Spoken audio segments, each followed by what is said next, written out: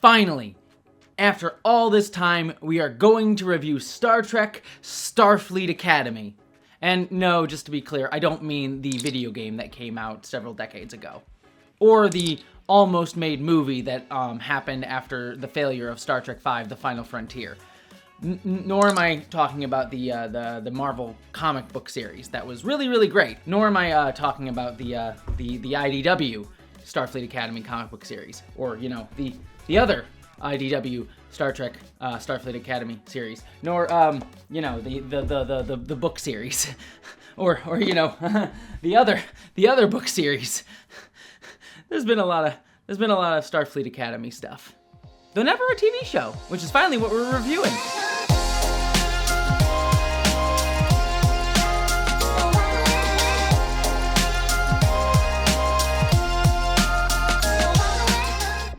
Yes, hello interwebs, I hope you're all doing well, because today is extra special because I am reviewing, spoiler-free, the first 6 episodes of Star Trek Starfleet Academy. I was sent screeners for the very first 6 episodes of the upcoming Starfleet Academy series, and I am allowed to talk about them fully here, but I will not go into any spoilers for you. So if you do not want any spoilers for the show, do not worry, you are not going to get them. I am going to just talk generally about the show. So if I'm being honest with all of you, I have had to think long and hard how I wanted to structure this spoiler-free review, because I think so many of us are coming into this show with a lot of different opinions and feelings, mainly because there is just so much going on with the Star Trek franchise. It is a lot of things that this show is facing, and almost certainly an uphill battle. And I think before I get to my, actual thoughts on the show, I just need to at least let you all know what I came into this show with and how I feel about Star Trek right now, because it is going to very much inform what I will say right now, very strong opinions on this show, having now seen 6 episodes of it, to tease that a little bit for you. So stick with me for just a couple minutes here. I promise I will get into my review, but I think this is going to be necessary groundwork for you to hear what my opinion on this show is ultimately going to be. Because for me, I am coming into the show with a lot of trepidation. While there has been a lot of Star Trek that I've really, really loved within the last few years, Lower Decks and Prodigy specifically, even Discovery, as messy as it could be, had the soul of Star Trek, even if I didn't necessarily think it was the best. But then, in the past year or two, we have seen Star Trek really descend, in my opinion, into stuff that I am very, very concerned about. Section 31, as I said in my video essay review on my main channel, just felt like Star Trek branded content that feels like it's antithetical to a lot of the themes and ideas of what Star Trek is. And on top of that, it's just a boring movie that's aping Suicide Squad. Not the Suicide Squad, but David Ayer's Suicide Squad, which, heaven help me, why would you ever fucking do that?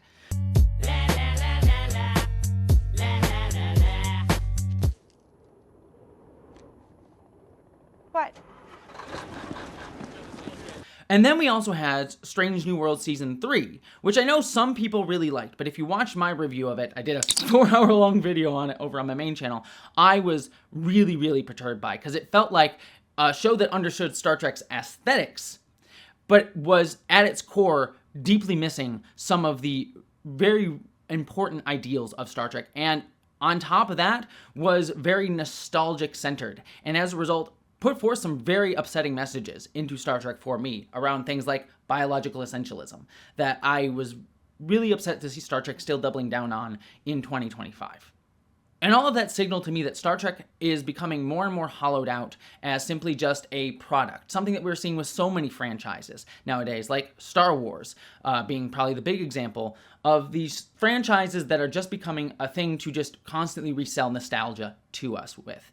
And if that's the direction Star Trek was going in, I was really, really concerned. And then on top of that, you have the David Ellison Paramount Skydance merger of it all. And you look at what's going on with Paramount, what with their capitulation to Trump, they're pushing right-wing coverage with things like Barry Weiss taking over CBS News, as well as, people like Elon Musk and David Ellison himself, or Jeff Bezos, being these tech oligarchs with this weird fetish for the aesthetic of Star Trek that I talked about over on my main channel as well. I've just been really worried for the state of Star Trek.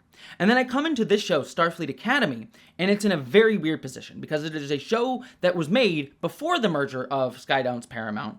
It is this last vestige of this era of Star Trek that I've over the last couple of years have been liking less and less, even though I have been a staunch defender of certain elements of it.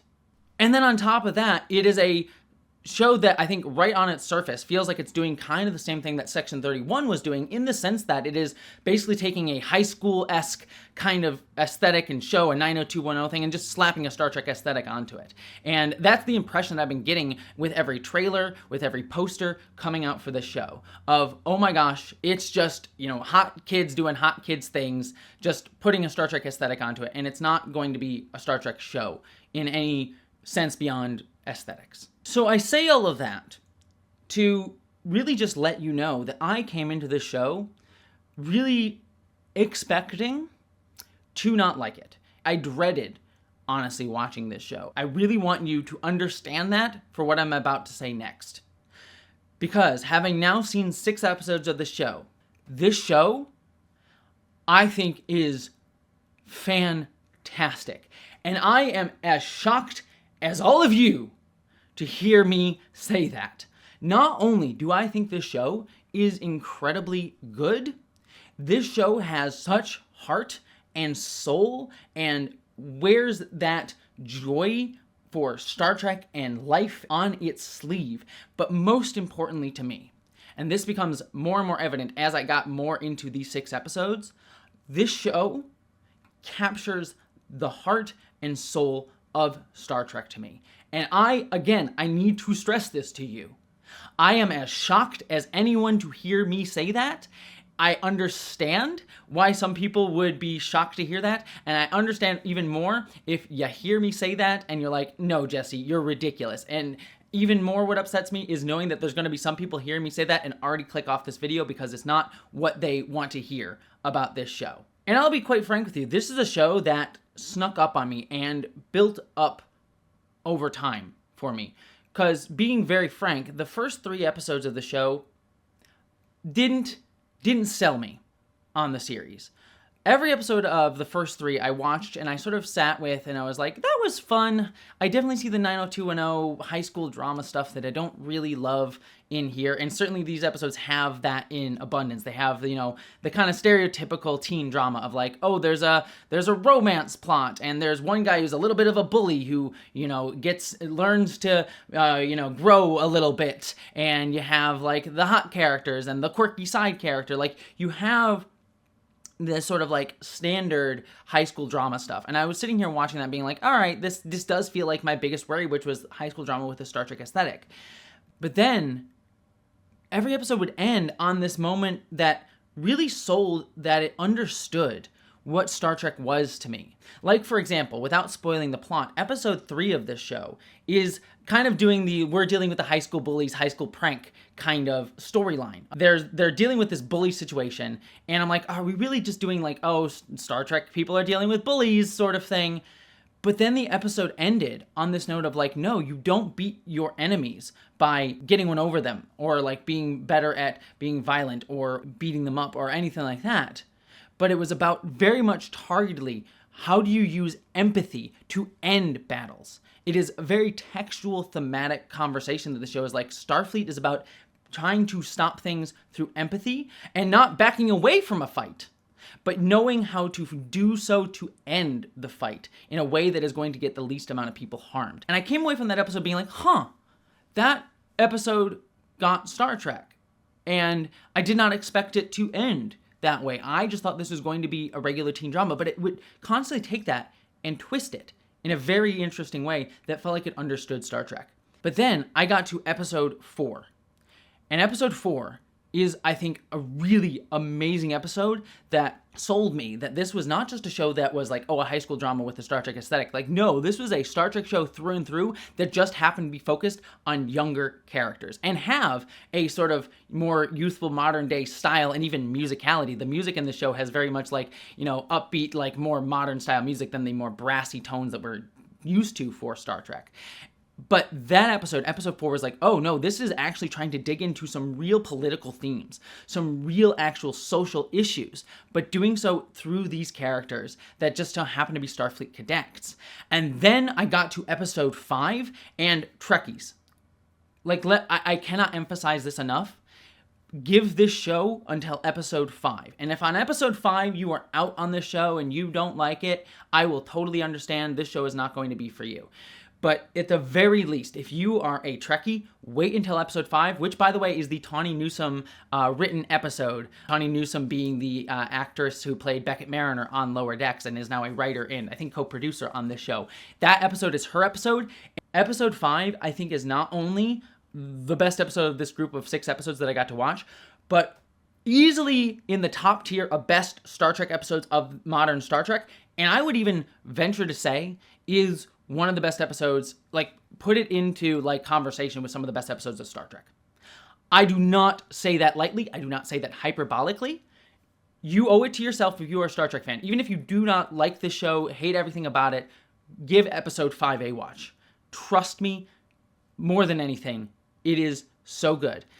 And ultimately, what I come away from this show, and I'm going to talk more specifics in just a second, but I really feel like this show captures the heart and soul of Star Trek. It understands that what Star Trek is about trying to fight for a better tomorrow, to seek understanding with other people, and navigate conflict, very messy conflict, in a way that is hopeful.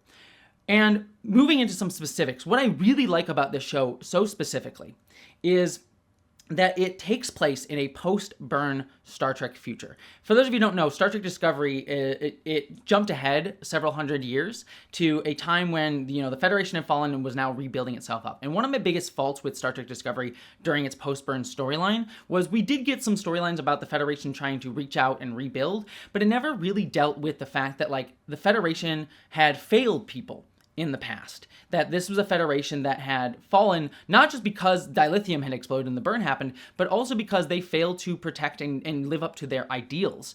And was now trying to, fight to live up to those ideals again through the characters of the USS Discovery. But while Discovery said that quite often it never actually explored that. A lot of the time, it sort of just depicted Starfleet and the Federation just as an organization that had maybe shrunk in the years since the burn, but was still basically functioning on the same ideals as it had before. And we never really got a sense of how the Federation had failed the galaxy. Certainly we got storylines of the Federation needing to rebuild, but never got a sense that Starfleet needed to reinvest in its ideals and wrestle with the fact that it had failed to live up to its ideals, not only during the burn, but before the burn, and was in part of the reason why the Federation fell. That was something that Star Trek Discovery said a lot, but never really explored because it was more interested in having, big, bombastic, serialized storytelling. And this show in particular, and I want to make note that this is a very episodic show. It is not telling one long, serialized story. There are character arcs and recurring characters that come back, such as Paul Giamatti's Braca, who recur throughout the season, but this is a very episodic show. What I like about this show in particular is this show is in very real conversation with the fact that the people who run Starfleet, the Starfleet instructors, like Jet Reno, great to see her back from Discovery, Holly Hunter, who I'll talk about more in a second, Robert Picardo, the doctor from Star Trek Voyager, who I'll also talk about, these are the old guard, people who lived in a Federation, because Holly Hunter's character is 400 years old, so she lived in a time when the Federation was still around and at its peak. And these were characters who knew what the Federation was. But then you have these Starfleet cadets, the first round of new Starfleet cadets, who have lived in a burn era, who have lived in a world without the Federation, who have lived in a world where the Federation failed them specifically. And the show is in textual conversation with how do you teach these kids to grow and change and believe in empathy when they don't even necessarily trust the institution. And that centers on our main character, Caleb Meir, who in the very first episode, you learn through his backstory, has a very rough past with the Federation and does not trust the Federation. He very much calls it like a colonizing institution in many cases. And the show makes clear that he's not entirely wrong in that estimation of what the Federation was, but he is drawn into Starfleet by Holly Hunter's character, and he is finding himself drawn into what Starfleet stands for and believing in its mission that they can do better, but it is a Starfleet that is trying to earn its place. And it feels like a show that is very much trying to negotiate, like, how do you have a Star Trek show in an era that has changed from the 1960s or even the 1990s or 2000s? A Star Trek show that needs to be for a younger generation, that is even more open on talking about social issues, not just wanting to be, diverse, but inclusive and respect different cultures rather than forcing all cultures to assimilate into one singular melting pot. And I love that. That feels like a Star Trek show very much of the now, and unfortunately a show that will not thrive under something like David Ellison's Skydance, unfortunately, given the political leanings of Skydance. And I really like that this show is not just saying like, oh, we're going to do just Star Trek stuff. It is very much specifically using this era of Star Trek, the 32nd century, to full advantage. This is not a Star Trek show that could have been done if it was set in Kirk's era, or if it had been set in Picard's era. It is a show that is only done in this 32nd century era and is in very good textual conversation with that. Not only that, it did stuff that I was really frustrated with Discovery for not doing, which is explore the political era of this era of the franchise. We get in the first few episodes touching in with the Klingons. Those of you who are wondering, like, what are the Klingons doing during the Discovery era? We will touch upon them, and they are very much not in the same exact place that the Klingons were in the 24th century. I will not spoil, but what I liked is that we're seeing the evolving political landscape of this era of Star Trek that is distinctly different from the 23rd or 24th century of other eras of the franchise. And it's willing to explore and change Star Trek. And that's what also excites me the most. This is a show that is willing to engage with Star Trek changing. It's not doing Strange New Worlds, which is doing this like nostalgic, like, hey, this is what Star Trek was. We're going to do our holodeck episode. We're going to do a Klingon episode that's kind of like the ones that, from, the Next Generation. Like, it's not just regurgitating these past tropes or doing genre stand-ups like a musical episode like Strange New Worlds, like these very big gimmicks that are trying to just get your attention. This is the show that is very willing to textually engage with Star Trek as an evolving franchise, an evolving text, to let it be something different. And that is not only just in the geopolitical situations, but on these characters. And I will be very, very honest with you. It took me a minute to get into this show. Like I said, the first 3 episodes didn't entirely settle me, but they did kind of hit a thing in my brain.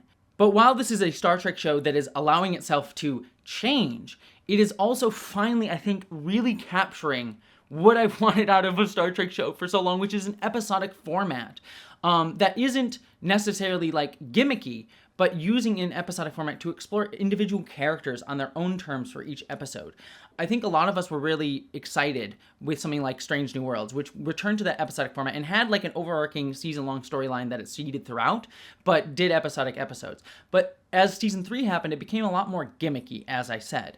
Here, though, with these 6 episodes that I've seen, they are all episodic. There is a through line and definitely character arcs, especially around someone like Caleb Meir, who is, again, our main character trying to re-engage with the Federation. But each episode focuses on a different character and gets us inside their head and their perspective and their world and what they're struggling with, and in a really fun way, and allows it to be a character-centric episode. And the episodes, while they do have big storylines sometimes, they feel like everyday things. They don't feel like the end of the world like Star Trek Discovery was all the time, or a big gimmick that has to happen this episode. They're just episodes of these characters dealing with classroom situations that have larger political ramifications that they may be dealing with or may be thinking about, because it's a school and you're sometimes going to be learning about political stuff.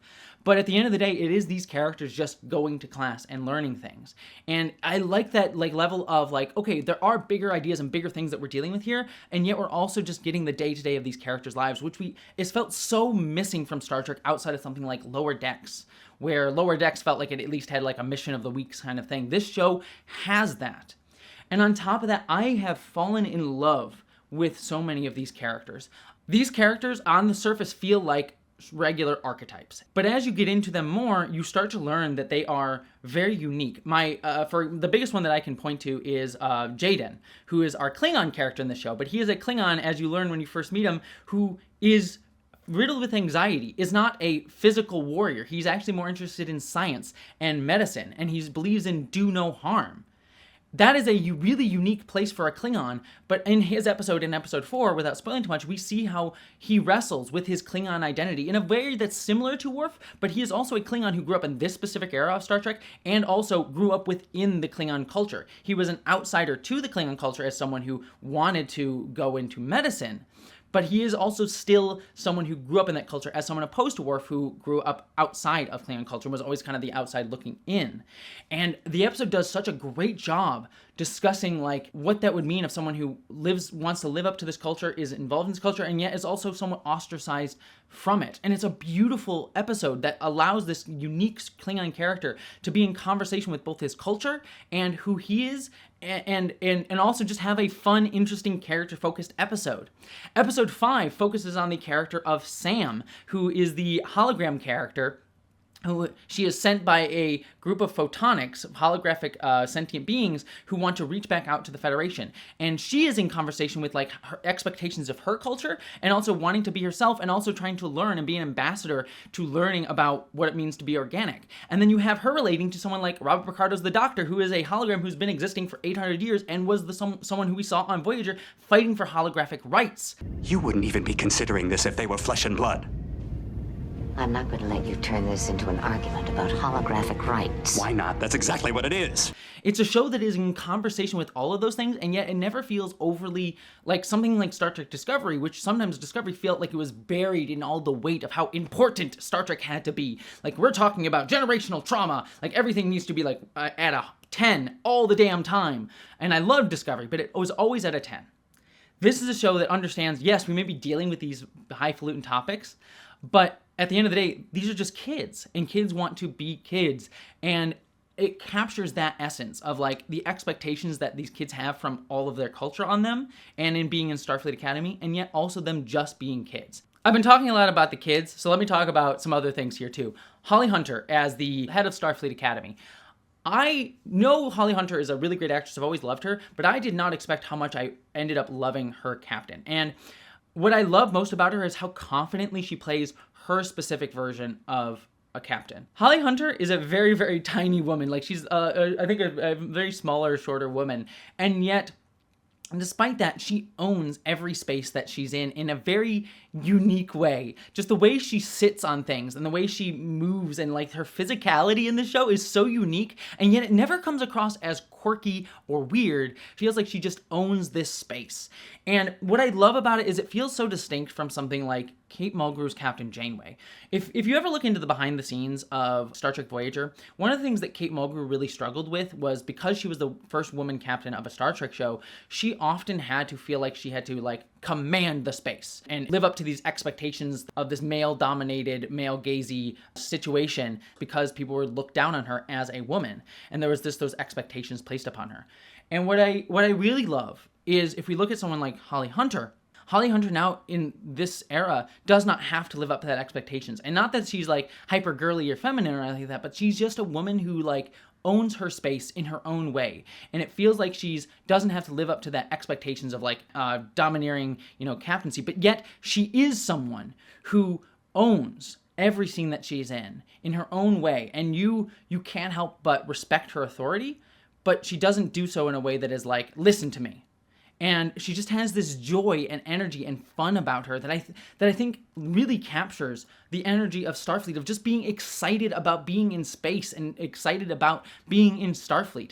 And that works even better considering the fact that we also get in this show the War College, which is the military wing of the Federation. And by having a separate military wing that is separate from Starfleet, it allows Star Trek finally within the show to have a conversation about what Starfleet isn't.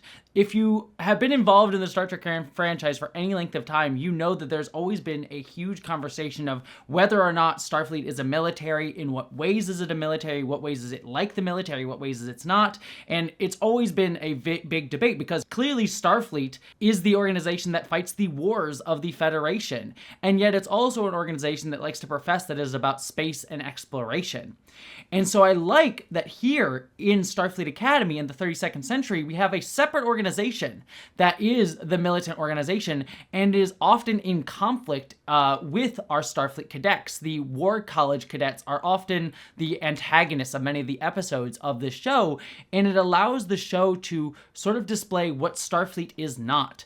There's a really great episode where we have this conflict between the Starfleet Academy cadets and the War College cadets, and the episode initially seems to be about, oh, hey, Starfleet Academy cadets need to be better and stronger and beat the War College cadets. But the episode actually instead subverts that expectation and says, no, Starfleet is about something different, and not backing away from a fight, but also is about empathy and understanding and, is willing to, punch people who are, antagonizing you, but not doing so just to get revenge or fight back or, defend, but for something greater, fighting for something, not just against something.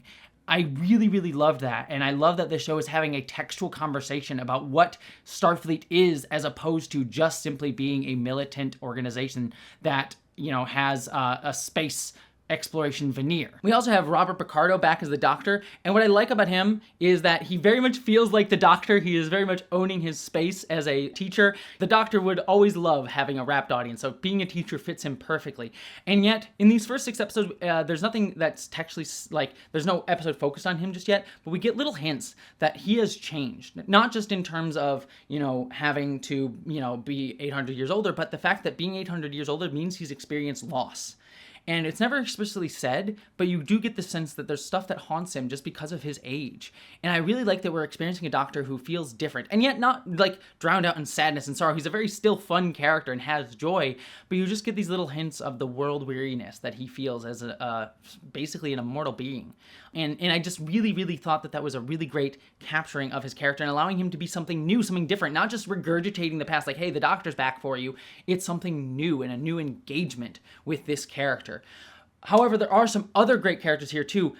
Thok, in particular, is so good. You may have already seen her in some of the promotion material. She's the Jem'Hadar Klingon character. Her parents were Jem'Hadar and Klingon, so she's actually both.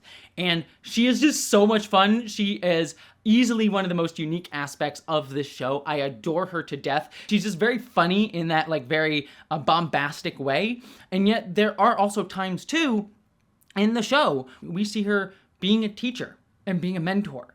And I really, really like that she's a very fun, over-the-top, bombastic character, kind of used for comedic relief a lot of the time, and yet also has these very serious scenes of being a really good mentor.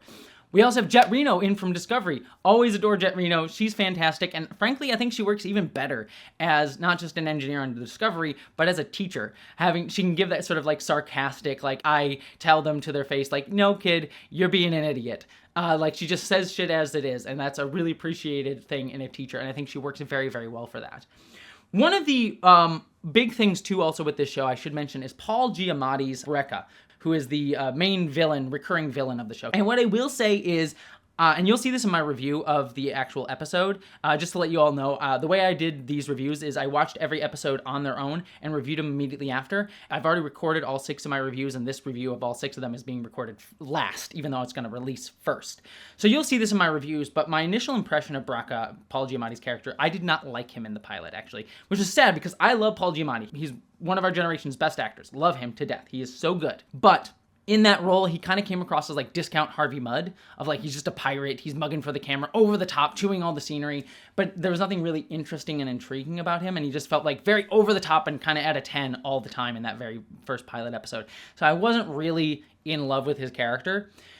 Thankfully, when it got to his appearance in later episodes, he is allowed to have smaller moments, and he is much more menacing and much more interesting as a character, which I really like to see because, again, you'll see this in my review of the pilot when it comes out next week. I did not like his character in the pilot, again, which I found shocking because I did not expect to not like Paul Giamatti's character, because I love Paul Giamatti, but I did not like him as much. But later on, he comes back and he is able to be, I think, what this show needed in a villain. So I was really glad to see that they were able to evolve him over the show. I've been heaping praise on the show, just to talk about a few negatives, to be fair. One of the things that I found frustrating about the show, especially in its first few episodes, is I don't think it fully captures the way Starfleet characters would speak. And I think it comes down a little bit to the fact that this show is focused on younger characters and is trying to capture a younger audience. So a lot of the characters use language that doesn't feel like it fits within the 32nd century. Like, for example, one character who's a Kionian says, "Hey, I'm a Kionian, bitch." Like, using the phrase, "I'm a whatever, bitch," is, you know, what, I'm not a prude. I don't care that he's swearing or whatever. But that kind of language feels like it's very much of today and not of the 32nd century. And, you know, again, it's focused on kid characters, so it's not that I need them to have that more theatrical language that perhaps other Star Trek shows like The Next Generation would have, but it does feel a little bit too modern day to have phrases like that. So it gets better as the show goes along, but some of the moment-to-moment like dialogue, while really interesting for these characters, does feel a little bit more of the present day rather than of the 32nd century. And that just felt a little off to me, especially earlier on in the show. Also, especially in the first 3 episodes, the show does have a lot of tropey high school drama-y stuff, and it is throughout all the whole series, but it does kind of break out of that as the series goes along and gets into less stereotypical settings. But especially for the first 3 episodes, I think it does really kind of fall into a little bit of that high school-y drama stuff that, you know, it does break the mold of it at the end, but does still do the things that I found a bit frustrating. Like, as I said before, we do get the, you know, love triangle and, you know, young characters being hot and sexy and, you know, ending up making out at a bar sort of storyline. Like, things that you would expect from a college or high school 90210 kind of drama. So just know going into the show that you are going to get some of that. This is a show aimed at that kind of audience that likes that sort of stuff. So, you know, there may be an element of, even if you are a big Trekkie and love the Star Trek elements of this, some of that stuff may just not be to your taste. If you love that stuff, then it's great. It fits very well. But, you know, for some people, even myself, it's not something that I particularly love.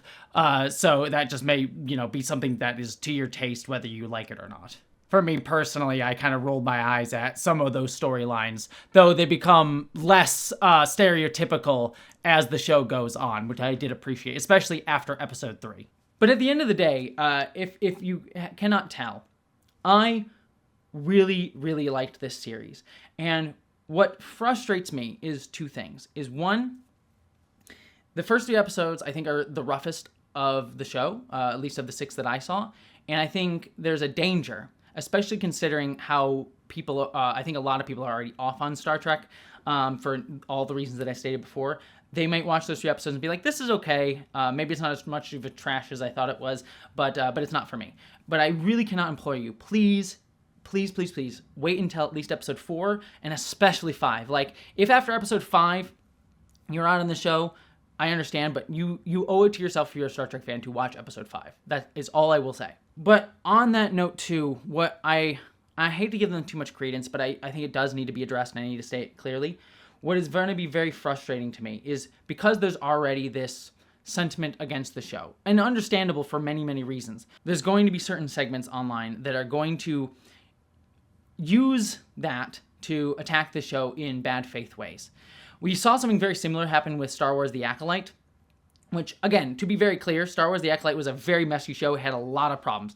It was a show, though, that also was very diverse, and was a show that was also centering on themes that were focusing on people who are outside the norm, focusing on people of color, focusing on themes of queerness. Not in, like, a queerness in terms of, like, being LGBTQ, but in terms of, like, people who are outside the norms of society and trying to show a different perspective on Star Wars. And as a result of that, and the result of the fact that the show was very messy and had a lot of problems, it was not written super well. As much as I do have a certain love for The Acolyte and what it was trying to address, but it had a lot of its own problems. A lot of people online, you know, your critical drinkers of the world, your nerdrotics of the world, use that to attack the diversity and attack the people behind the show, and used it as an inroads for their culture war bullshit that was really angering to watch, because I wanted to have actual good conversation about The Acolyte, but we had to end up also defending against all this bullshit.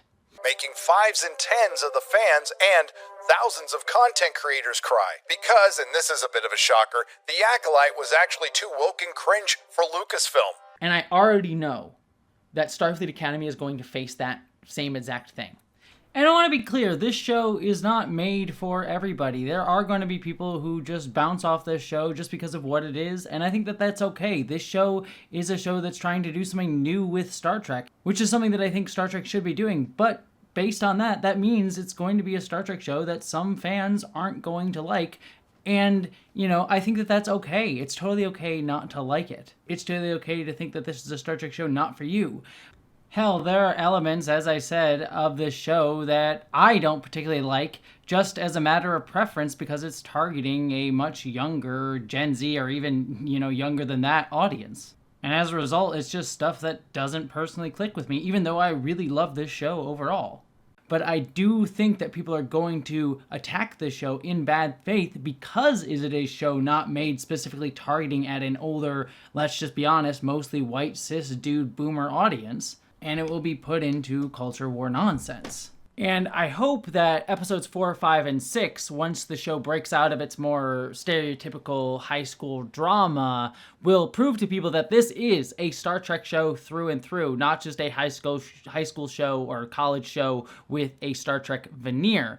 But I also am very well aware that there are elements of this show that certain bad faith actors are going to either point at and say, look, they don't get Star Trek because of the high school elements of it, or even worse, elements of the show that they will take out of context, like the I'm a Kionian bitch moment, which I do think is very cringy, and take that as an example to people like, oh, this show is really shitty, and fuck Alex Kurtzman, and they don't get Star Trek, make Star Trek anti-woke again, all that weird bullshit nonsense that they're going to say in bad faith. And that is not to say that there aren't criticisms that you should and could have against the show, or, you know, that this show has to be for you. Maybe the show isn't for you, even despite all the things that I personally like about it. Maybe, you know, it's just stuff that isn't to your taste, and I think that's perfectly fine.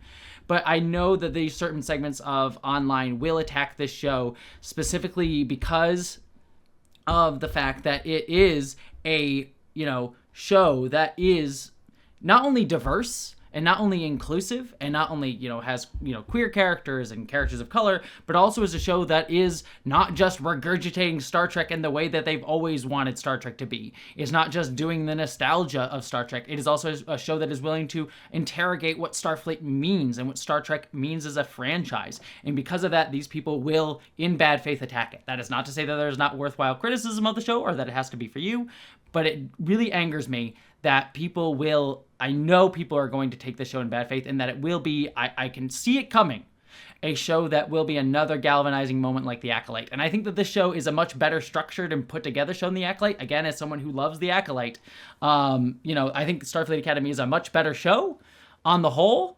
But I also know that the same things that set particular people to get vitriolic about The Acolyte are present in this show.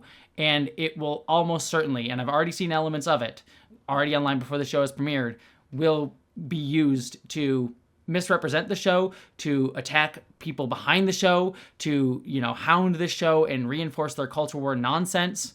And especially given the skydance of it all and the very right-wing conservative pop culture moment that we are currently in, I think they will get elevated a lot more.